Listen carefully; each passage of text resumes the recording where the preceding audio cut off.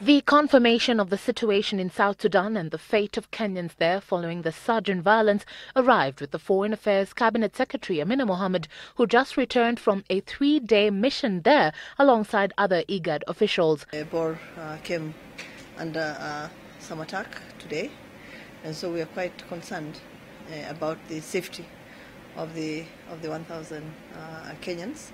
We've had discussions both with the UN and the government of South Sudan, and we're actually quite hopeful that with the level of protection that the UN is putting around the camps, that those in the camps will be safe. Her confirmation coming hours after a presidential directive to deploy Kenya Defence Forces troops to South Sudan to rescue Kenyans caught up in the violence. His Excellency President Uhuru Kenyatta today ordered the Kenya Defence Forces to commence immediate evacuation of the more than 1,600 Kenyans stranded in South Sudan.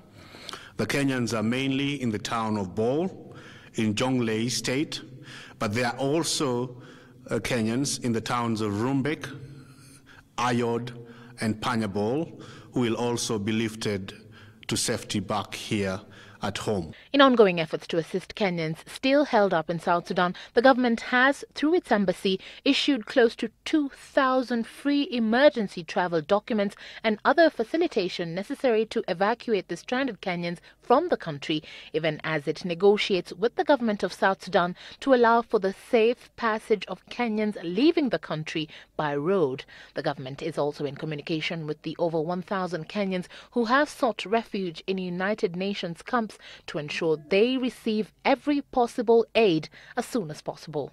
The President has also ordered the immediate delivery of food, water, medicines, and other necessary emergency stuff to South Sudan to assist tackle that emergency that is developing.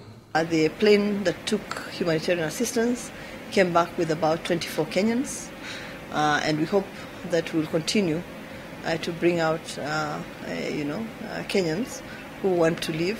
The IGAD delegation has held consultative meetings with President Salva Kiir, Rebecca Nyandeng Demabior, and other senior officials as the fighting that broke out in Juba on the 15th of December spreads to other parts of South Sudan, claiming hundreds of lives while displacing thousands of others. Evelyn Wambui, Citizen Weekend.